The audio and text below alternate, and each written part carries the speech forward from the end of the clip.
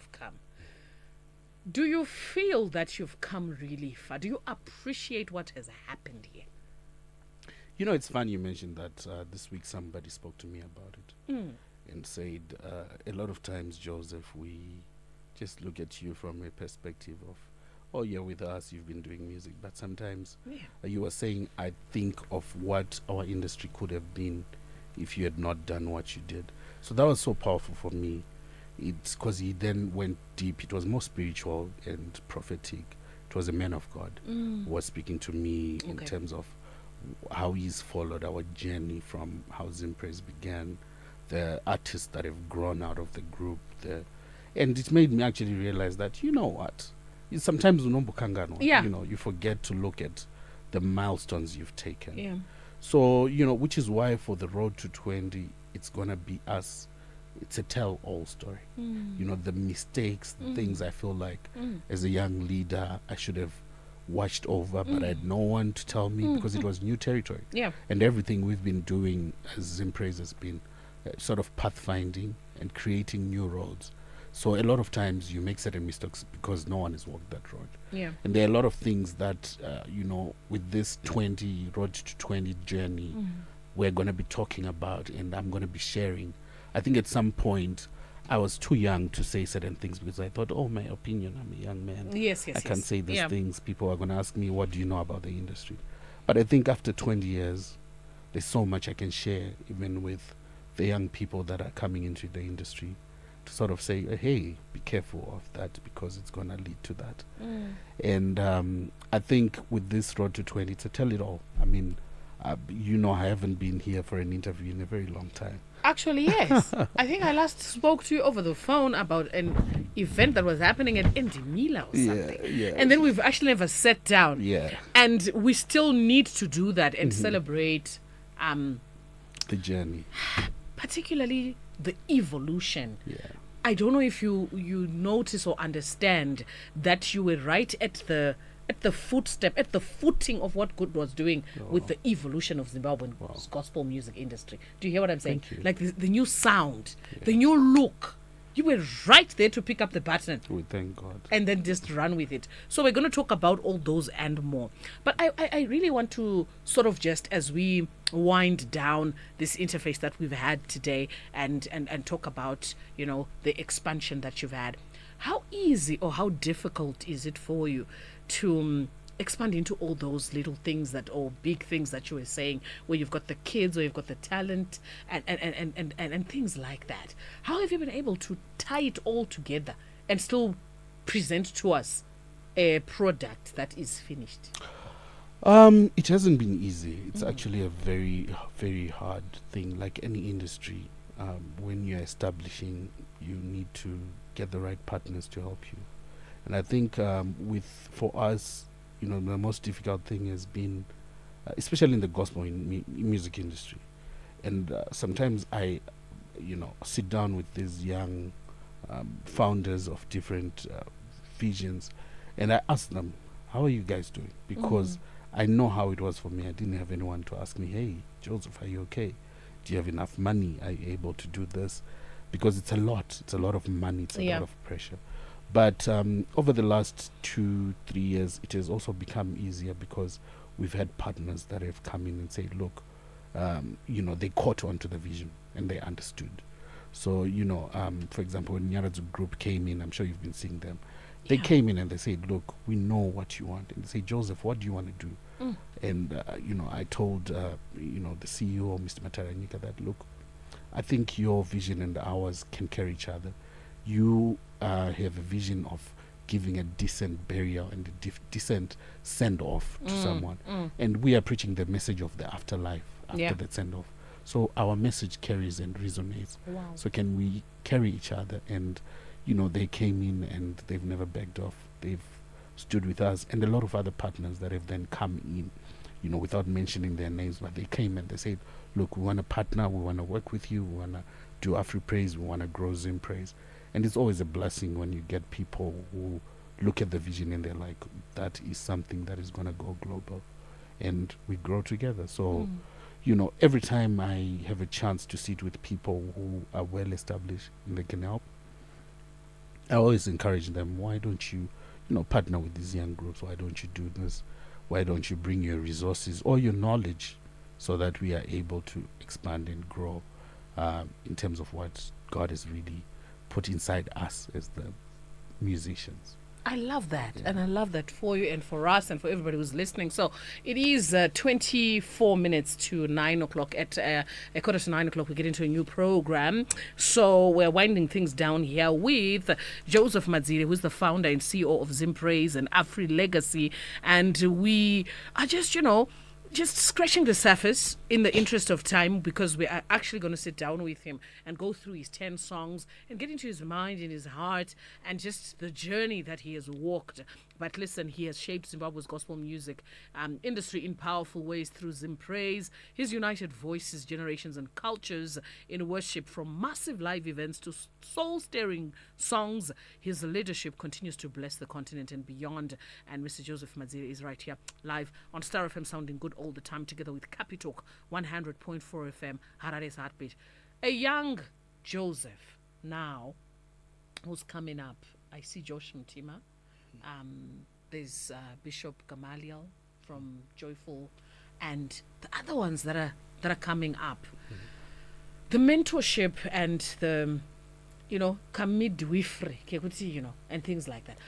How important is it in particularly just stitching together the different visions that people have, but also just do it all for the glory of God? And because when these songs are being listened to, when people are looking at our product or streaming on Spotify or whatever, they're saying Zimbabwean gospel music. They're not going to say, so it's a representation. Yeah. How important is it for our young people to get that?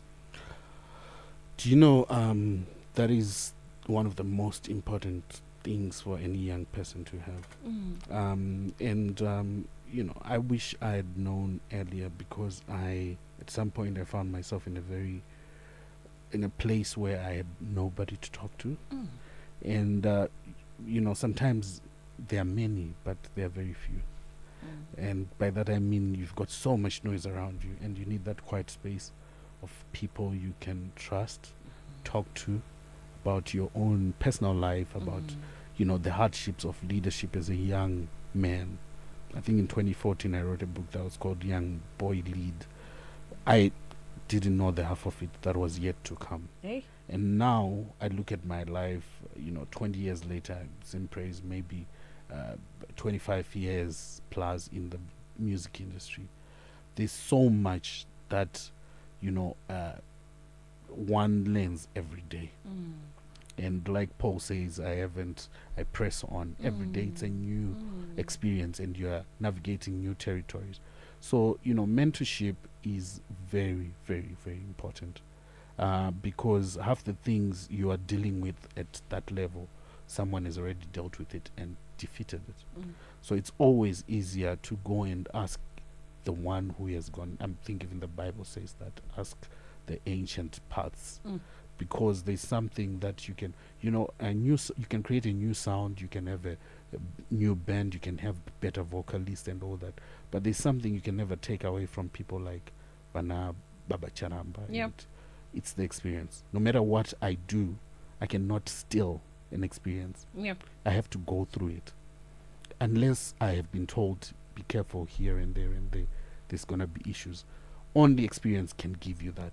It's not taught. Nobody will teach you, Joseph, you're going to navigate like this, because everyone is a different experience and a different trial. So mentorship is very important. Yeah. That's why I always find time to, sit with this, our old gospel legends, and even our fathers and our preachers. I always found time, even when I had a moment to go and see Baba Guti when he was there, or sit with my parents, my father. I always find time to go and just listen, because their wisdom, it can be 5 minutes that they'll give you gold that is worth 50 years. I love that. Yeah.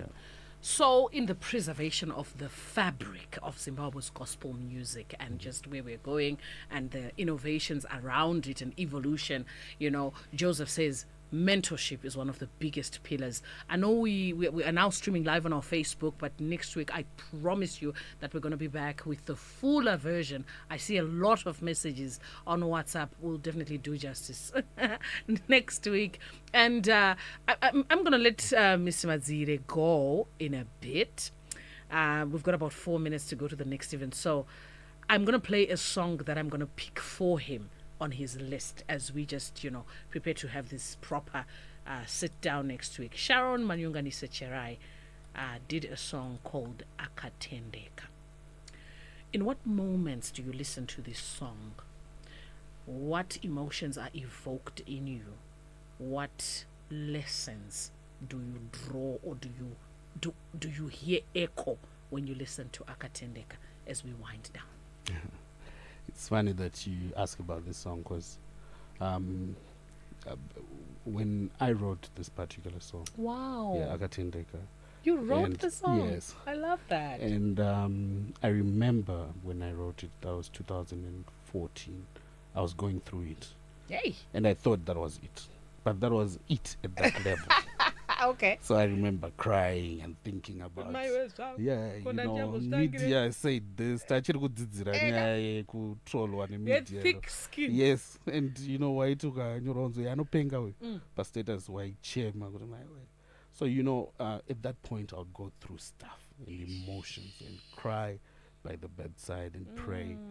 And I remember Philippians, the word that says he who began a good work in 4:20 there. Yes, he's faithful to. It just hit me, and it was like it's a new verse when God. It was like a new verse when God put it in my heart. And I remember going into the studio in the evening at night. It was actually the last song we did on that album, because Sharon was like, "Oh, so what are we gonna do?" Then I said, "I've got this song, but let's just do it." And it turned out to be the biggest song on the album. Yeah, so it was. I remember writing it, crying and going all through these emotions. Because you will be knowing your heart. Yes. And what people will be saying. Yeah. And I must say, Sharon is probably one of the greatest vocalists to come out of, out of Zimpraise and of Zimbabwe. Yeah. And she delivered it to the perfect. Right there, man. Joseph, thank you so much for coming. You, we appreciate you for just sitting and having this scrambled sit down with us. I promise you that you're going to be back next week and we're going to have a fuller conversation. But for people who want to connect, maybe at a personal level with you, where can they connect with you? Is it on social media? Do you have an email? Do you have a number? Social media, Instagram is always the best. I open my Instagram. I'm so bad with my social media. Really? So sometimes, but I try. Sometimes here and there, because I'm too busy. But Instagram is always the best. Joseph Madziyire on Instagram. If you want to connect concerning work, we've got a division called Reborn Legacy, which is our music division now, that's our studios. So you can just send a message to Reborn Legacy on Instagram, but Joseph Madziyire, Facebook, Joseph Madziyire, X, I don't even know when last I don't think you remember your password, Baba. But exactly. But thank you so much for coming. Thank you. We totally appreciate you. All the best with the tour. Appreciate You promised me on national radio. Oh, no, I will. Listen, we'll make it happen. Listen. Yeah. So Joseph, ladies and gentlemen, is going to be back. But here's Akatendeka as he walks out of the interview. Prophetess Tekla is going to be in studio in a moment.